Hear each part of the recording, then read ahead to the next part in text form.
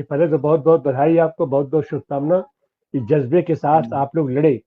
लेकिन अभय जी देखिए, सारा निर्धारण तो पॉलिटिकल से, अपना पॉलिटिक्स से होता है, और हम राजनीति से दूर रहेंगे ये कहने से तो काम चलेगा नहीं, और फुटकर फुटकर रहने से भी काम नहीं चलेगा।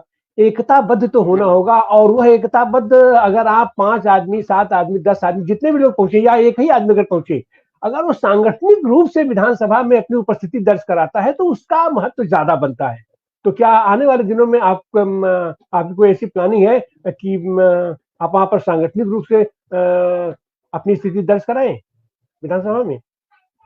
बिल्कुल बिल्कुल सर, इसी प्लानिंग के तहत इस बार हम लोगों ने जो चुनाव मैदान में उतरे हैं, तो अभी हम राजनीतिक रूप से परिपक्व नहीं थे पिछले 5 सालों से।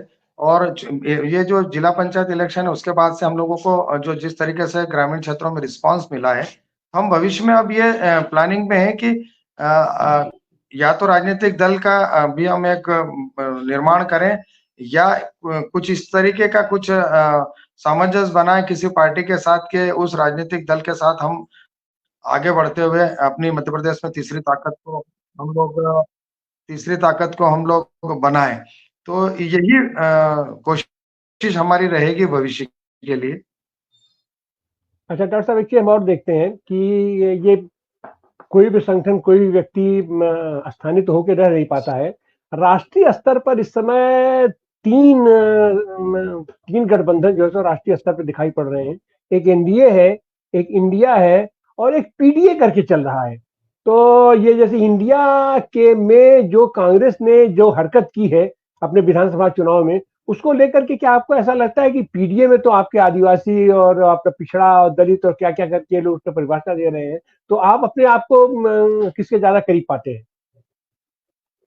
पीडीए वाला जो है संगठन, ये अगर आता है कई राज्यों में, अगर इसकी सरकारें हैं, तो निश्चित रूप से इसी के साथ जाने का हमारा भी प्रयास रहेगा, क्योंकि जो परंपरागत दल हैं उनसे लोग अब उब चुके हैं। और अब जो उम्मीदें हैं वो नए लोगों से और नए संगठन और नए राजनीतिक दलों से यहाँ पर ज्यादा महसूस हो रही है। अच्छा डॉक्टर साहब, ये इंडिया वर्सेस इंडिया करके, या ये चुनाव तो कांग्रेस और भाजपा के ही बीच होकर के रह गया। क्या ऐसी संभावना बन रही थी कि इन दोनों से अलग हटके भी अपना जितने ये ताकते हैं, अपना फुटकर ताकते हैं, अगर ये लोग एक प्लेटफॉर्म पर बेहतर तालमेल के साथ लड़े होते तो शायद कुछ बढ़िया परिणाम मिलता?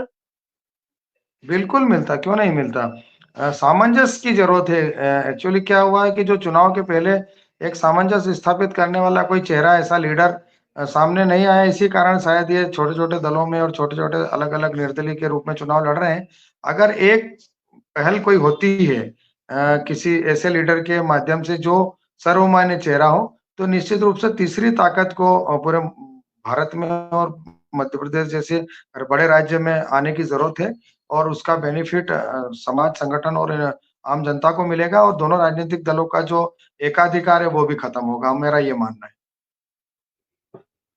तो डॉक्टर साहब, क्या हम ये जी उम्मीद कर मुझे सकते हैं कि जी लोकसभा चुनाव में हम कोई ऐसी उम्मीद देख सकते हैं?